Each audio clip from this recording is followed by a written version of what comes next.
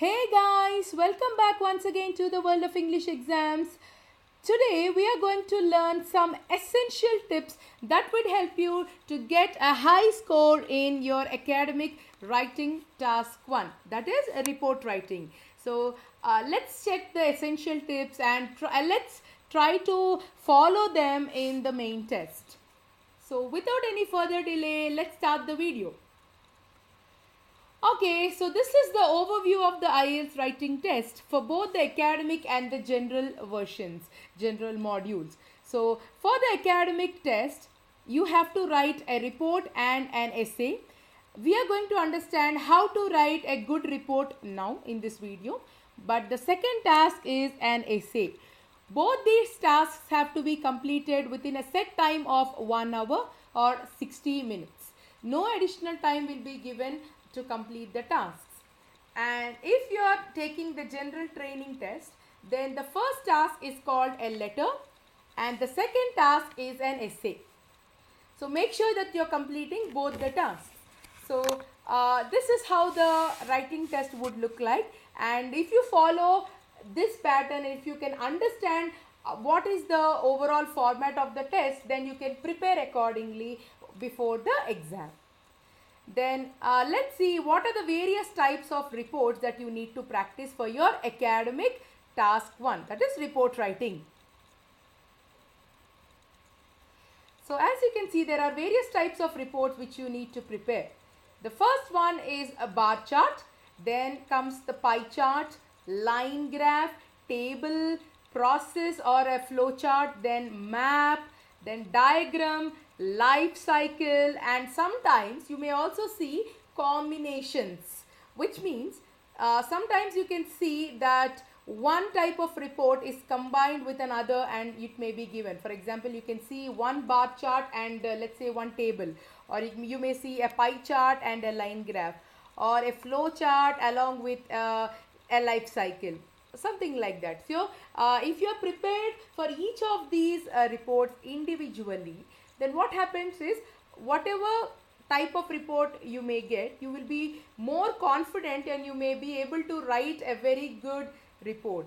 So my advice is to prepare at least 10 to 15 samples for each of these reports to understand how to represent it. So you need not take a lot of time in the main exam to interpret and write it. So if you want to have the detailed explanatory videos for all these kinds of reports, then we have it on our YouTube channel, World of English Exams. So do check those videos out to understand how to write it and what to write. We have even given you some tips for the essay writing. So do check the videos out on our channel, World of English Exams. Do subscribe to our channel if you haven't done it already.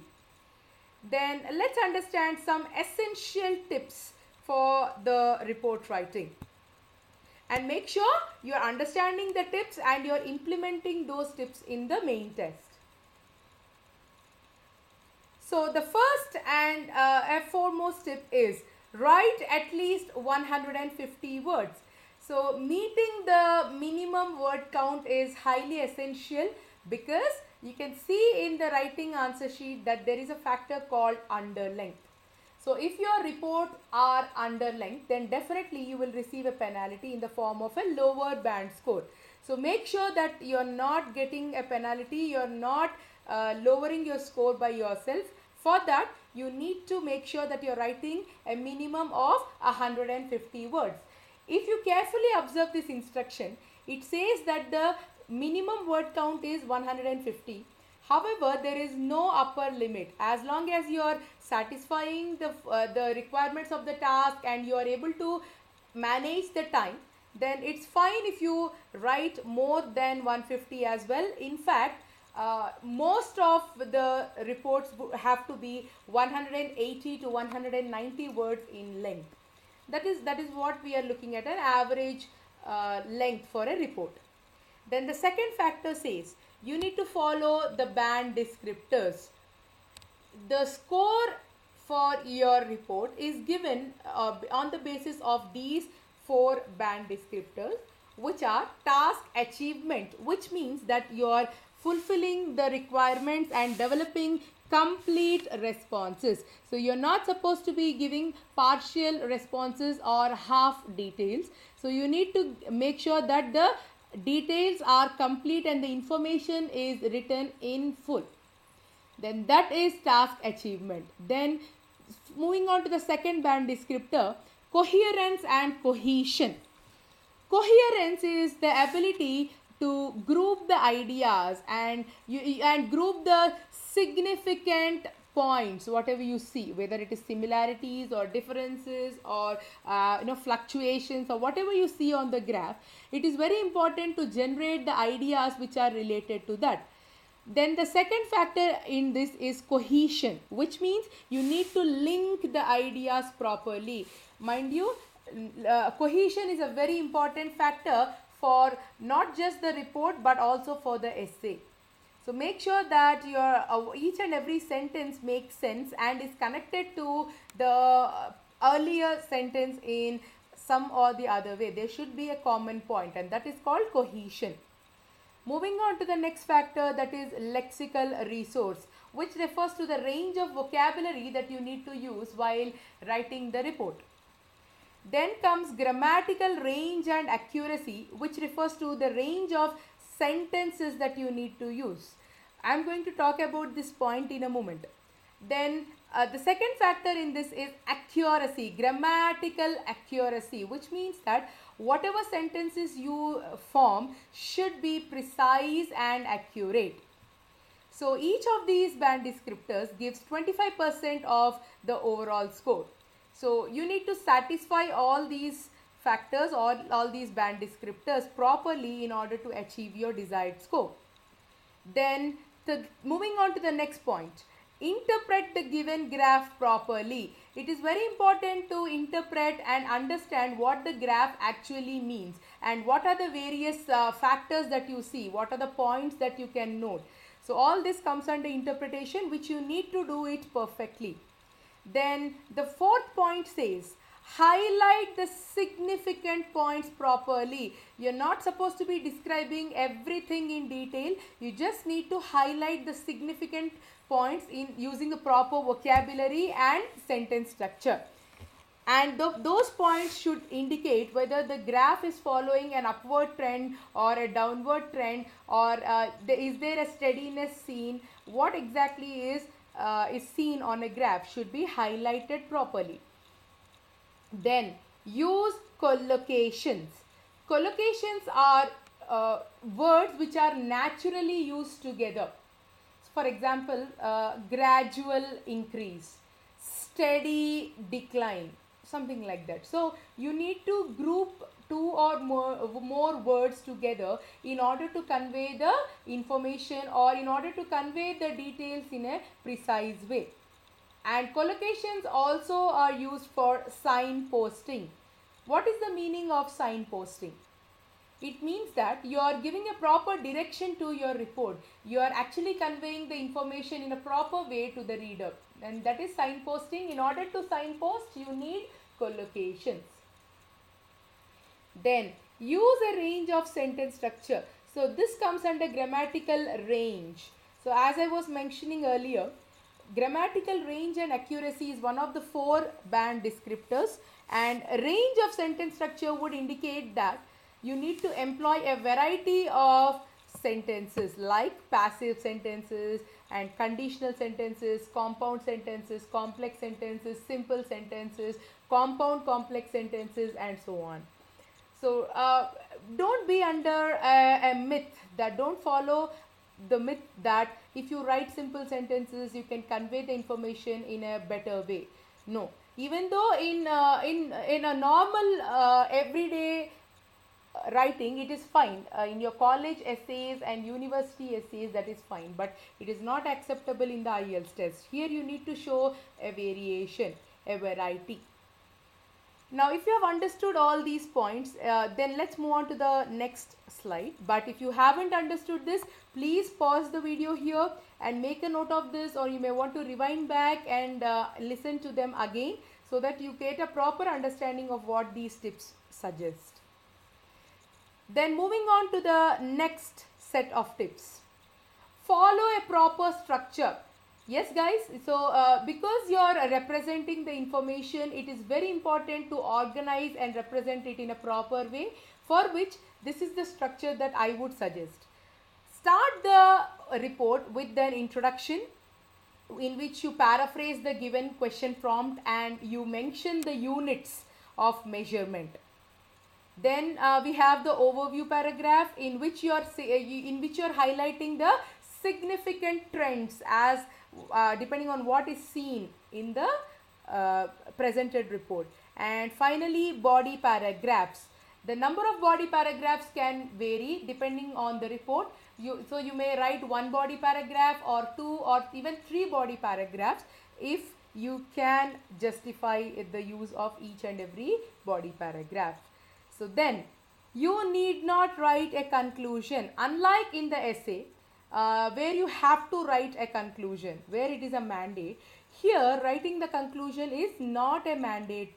If you want, you can go ahead and write a conclusion, no harm in that, but you need not write it as you are summarizing everything in the overview paragraph itself. So there is no special requirement to write the conclusion. Then the ninth point says, paraphrase the title. Paraphrasing is a useful skill in all the four parts of the test, like listening, reading, writing and speaking, but emphasizing on paraphrasing is done mostly for the writing and speaking tests, because here you need to show your ability to use the language properly. So paraphrasing means that you are rewriting the given question in your own words without changing the meaning.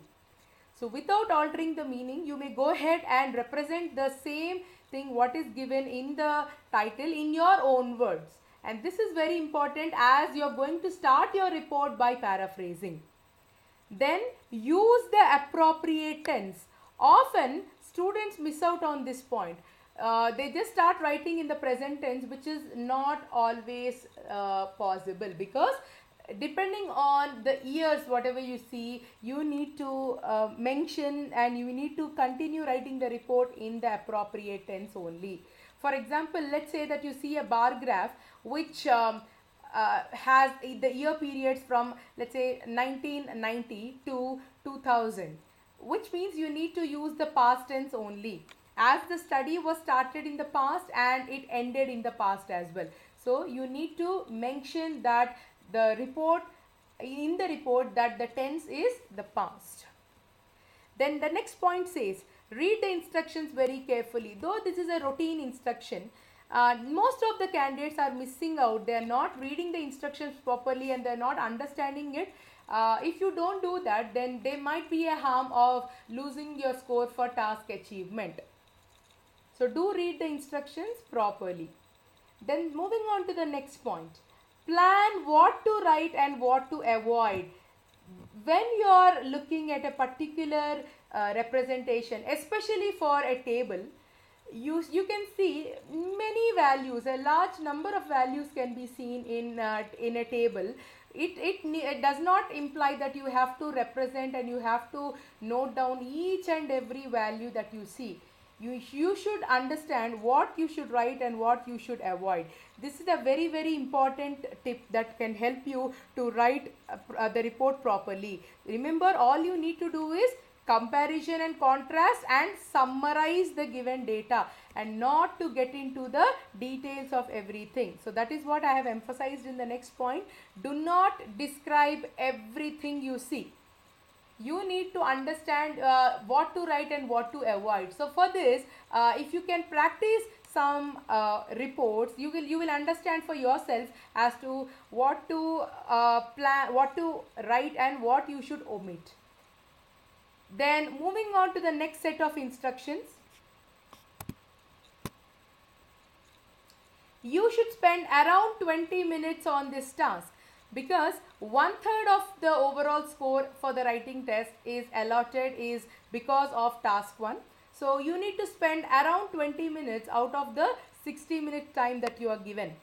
However, if you wish to, if you can write your essay faster, then you will get more time to interpret the graph. So even though the standard instructions say that you need to spend around 20 minutes, which is possible for most of the students, but each of us is unique in our own ways, right? So if you wish to, you can manage the time.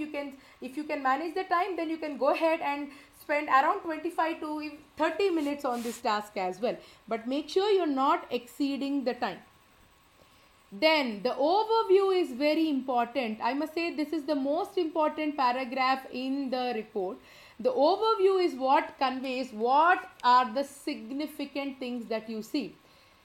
As mentioned earlier, the overview paragraph is written after the introduction, and it must contain the following details. You need to write the highest point and the lowest point, and if you see any major fluctuations, you need to mention them.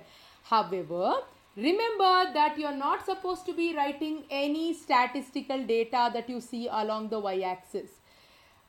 I repeat, in the overview paragraph, please do not write any sort of statistics such as percentages or grams or whatever you see along the y-axis need not be represented in an overview. So it just summarizes the pattern or the trend that is followed. So in the mentioning the statistics should be confined to the body paragraphs only. Then use linking words. So this comes under cohesion, that you need to use the appropriate linking words, which are also known as transitional words, or they are called discourse markers in some cases. However, overuse of linking words is again a problem. So make sure that you are using linking words but not too many. Then moving on to the next tip. Do not give your opinion. It's a very, very important point. Unlike in some types of essay where you need to state your opinion clearly, it is not a mandate when you're writing a report. So you should avoid giving your opinion while writing a report. This is very important, and if you give an opinion, it may be considered as off topic, and it may be deviating from the requirements of the task. So make sure you're not giving your opinion in any of the reports. Then the next tip is, do not write any side headings, or even the next tip says you should represent the information in the form of paragraphs only. You're not supposed to be writing any titles or subheadings or bullet points or something like that. So make sure that you are writing the report in the form of paragraphs, and the paragraphs should be linked to each other, and for that I have given you a structure. You remember that. So introduction, overview and body paragraph. So make sure you're following that, and other than that you do not need to highlight or write any bullet points or side headings. These two tips are very, very essential. Now let's move on to the last set of tips.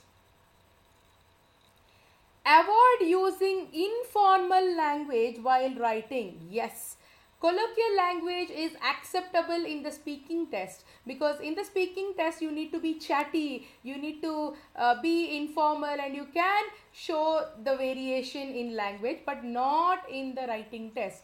The writing test has to be a very formal one, and the language also should be very formal and related to the given chart. Then the next tip is, legible handwriting is a must. Especially if you're taking the paper-based Ielts test, where you're writing the responses on the answer sheet. It is very, very important to make sure that your handwriting is readable and it is legible. If you look at the writing answer sheet, which you can easily find on the internet, you can see that one of the factors for reducing your score is illegible handwriting.